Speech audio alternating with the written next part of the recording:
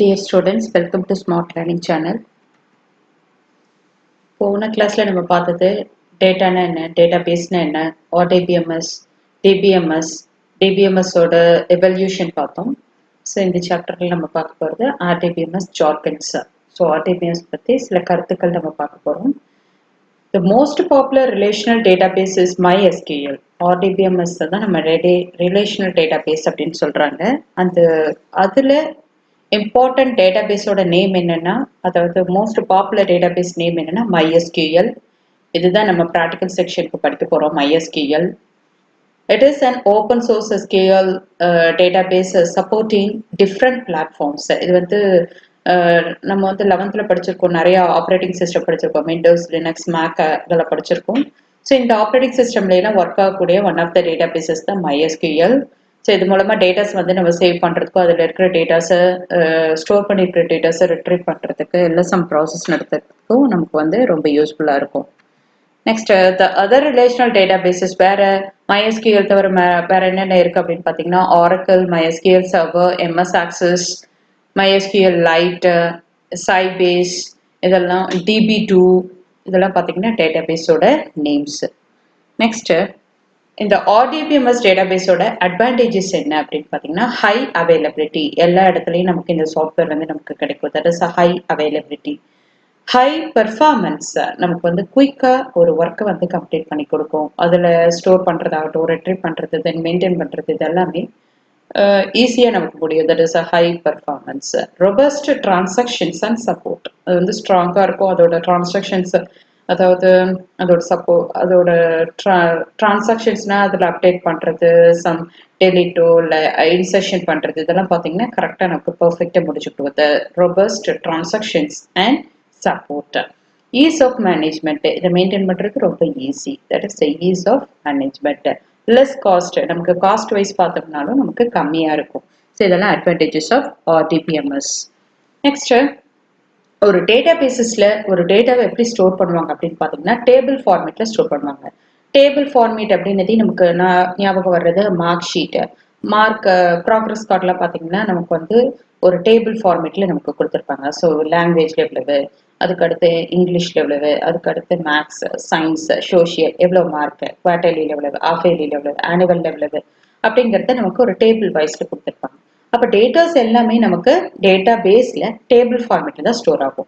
அப்போ டேபிள்னா என்னது? Table is a collection of organised rows and columns. ஒரு டேபிள் எப்படி இருக்கும்னா ரோ அண்ட் காலம்ல தான் இருக்கும். Combination of rows and columns, அதுல நமக்கு டேட்டாஸ் வந்து ஸ்டோர் பண்றோம். காலம்னா என்ன சொல்லலாம்? ஸோ காலம்க்கு இன்னொரு பேர் தான் நமக்கு டேட்டா பேஸ்ல என்ன சொல்லுவாங்கன்னா அட்ரிபியூட்ஸ் அப்படின்னு சொல்லுவாங்க. காலமோட இன்னொரு பேர் தான் என்னன்னா அட்ரிபியூட்ஸ். அதாவது வெர்டிகலா இருக்கிறது தான் நம்ம காலம் சொல்றோம். டேபிள்ல இருக்கிற வெர்டிகல் எலிமெண்ட் தான் நம்ம காலம் சொல்றோம். அந்த காலமோட அனதர் நேம் அட்ரிபியூட்ஸ். டேட்டா பேஸ்ல அட்ரிபியூட்னு தான் சொல்லணும். ஃபார் எக்ஸாம்பிள் நேம், ஏஜ் அப்படிங்கிற காலம் இருக்குன்னா ஸோ இது வந்து அட்ரிபியூட். அடுத்து ரோ அப்படின்னு பாத்தீங்கன்னா ஹரிசாண்டல் லைன் தான் நம்ம என்ன சொல்றோம்னா ரோ அப்படின்னு சொல்றோம். A single entry in a table is called as row or record. ரெக்கார்ட்னு சொல்லுவாங்க, இல்லைன்னா டப்பிள்ஸ் அப்படின்னு சொல்லுவாங்க. அலெக்ஸ் 18 இதெல்லாம் வந்து எக்ஸாம்பிள்ஸ். ஸோ இது வந்து ஒரு டேபிள் இருக்கு. டேபிள்ல பாத்தீங்கன்னா customer ID, customer name, status அப்படிங்கறத நேம் கொடுத்துருக்காங்க. இது ஒவ்வொன்றும் ஒவ்வொரு காலம். அப்போ 1 2 3 customer ID 1 2 3 it is one of the column. இந்த காலம் வந்து நம்ம என்னன்னு சொல்றோம் இந்த இடத்துல? காலம் வந்து அட்ரிபியூட்னு சொல்றோம். Column or attribute. கஸ்டமர் ஐடிங்கிறது one of the attribute, customer நேம்ங்கிறது ஒன் ஆஃப் த அட்ரிபியூட், ஸ்டேட்டஸ்ங்கிறது அனதர் அட்ரிபியூட். டப்பிள்ஸ் அப்படின்னா ஒன், கூகுள், ஆக்டிவ், இது வந்து ஹரிசாண்டலா இருக்கு பாருங்க. இதுதான் நம்ம என்ன சொல்றோம்னா டப்பிள் ஆர் ரோ. ஓகே. அதுக்கு அடுத்து பாத்தீங்கன்னா டோட்டல் நம்பர் ஆஃப் ரோஸ் தான் நம்ம கார்டினாலிட்டி அப்படின்னு சொல்றோம். டோட்டல் நம்பர் ஆஃப் காலம்ஸை டிகிரின்னு சொல்றோம். ஓகே. அடுத்து டேபிள். ஸோ இப்போ வந்து டேட்டா பேஸ்ல டேட்டாஸ் வந்து டேபிள் ஃபார்மேட்ல ஸ்டோர் ஆயிருக்கு அப்படிங்கிறத பார்த்தோம். டேபிள்னா என்னங்கிறத பார்த்தோம். அனதர் ஒரு டெஃபினிஷன் கொடுத்துருக்காங்க. In relational database model, table is defined as the collection of data organised in terms of rows and columns. Data பேஸ்ல அதாவது ரிலேஷனல் டேட்டாபேஸ் மாடல்ல டேட்டாஸ் வந்து எந்த ஆர்டர்ல நமக்கு ஸ்டோர் ஆகுதுன்னா ரோஸ் அண்ட் காலம்ஸ் வைஸா நமக்கு ஸ்டோர் ஆகும். அதை தான் நம்ம டேபிள் சொல்றோம். So table is a simple representation of relations. அதுக்கு அடுத்து பாத்தீங்கன்னா காலம். ஸோ காலமோட டெஃபினிஷன் பாத்தீங்கன்னா table consist of several rows and columns. table can be divided into smaller parts in terms of columns. So table வந்து small part divide பண்ண அந்த small part தான் நம்ம என்ன சொல்றோம் column சொல்றோம். ஒவ்வொரு காலமையும் நம்ம தான் என்ன சொல்றோம்னா each column is known as attribute ன்னு சொல்லணும். டேட்டாபேசஸ்ல attribute ன்னு சொல்லணும். இது வந்து ஒரு important 1 mark. இது frequent கேட்டுட்டு இருக்கிற 1 mark question. Each column is known as dash அப்படின்னு சொல்லிட்டு 4 ஆப்ஷன் கொடுத்திருப்பாங்க. What is the answer? Attribute. And the employee table 4 attributes are available. Name, ID, name, age, salary. ஒரு employee அப்படிங்கிற டேபிள்ல 4 attribute கொடுத்திருக்காங்க. ID, name, age, salary. Okay, இது நாலுமே நமக்கு என்ன சொல்றோம்னா attribute ன்னு சொல்றோம். The attribute is defined in the table to hold values of a same type.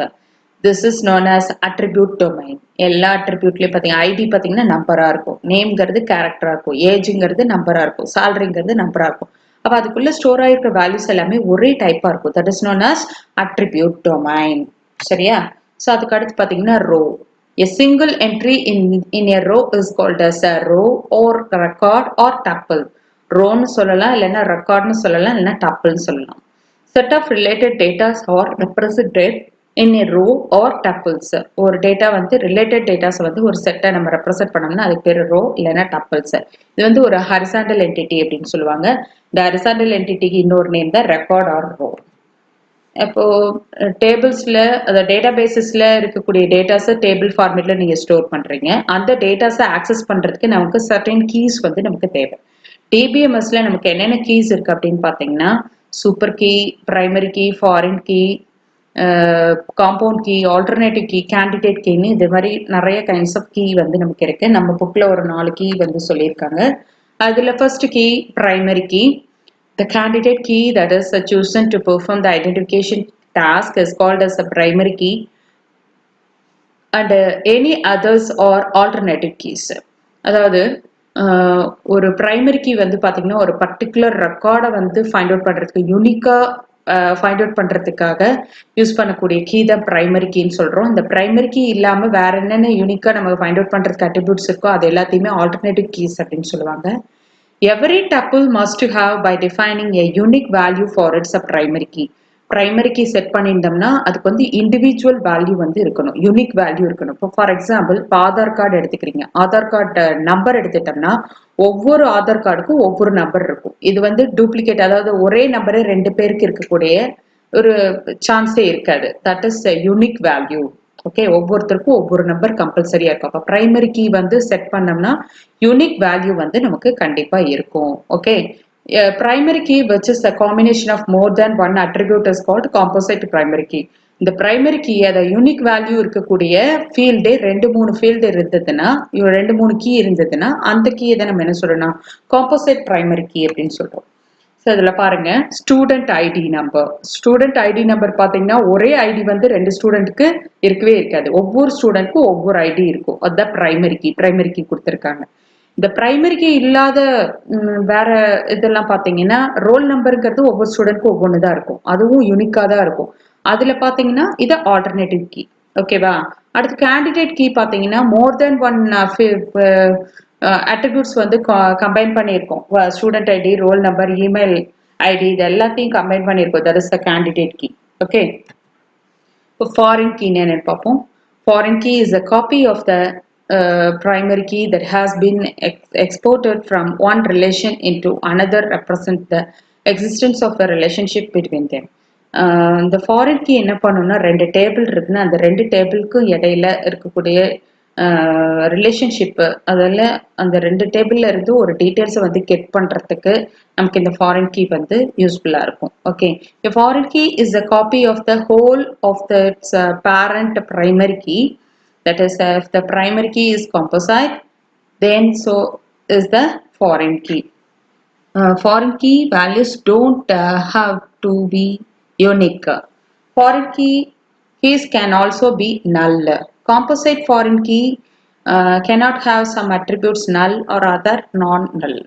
அதாவது பிரைமரி கீங்கிறது நல் வேல்யூஸே இருக்காது, எல்லாத்துக்கும் யூனிக் வேல்யூவா இருக்கணும். ஆனால் ஃபாரின் கீழ அப்படி கிடையாது, நல் வேல்யூ வந்து இருக்கலாம்.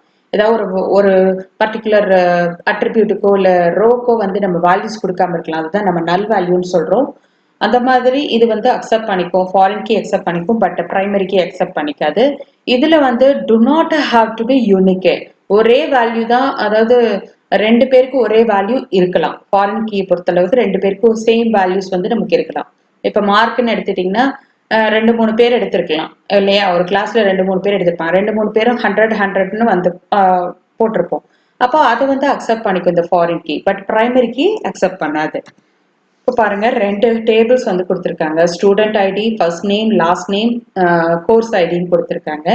இந்த கோர்ஸ் ஐடி அப்படிங்கிறது ஃபாரின் கீயை செட் பண்ணியிருக்கோம். இந்த செகண்ட் டேபிள்ல பாத்தீங்கன்னா கோர்ஸ் ஐடிங்கிறது பிரைமரி கீயா செட் பண்ணிருக்கோம்.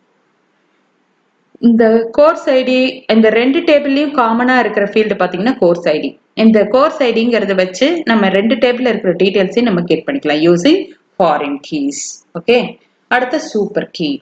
An attribute or group of attributes which is sufficient to distinguish every tuple in the relation from every other one is known as a super key.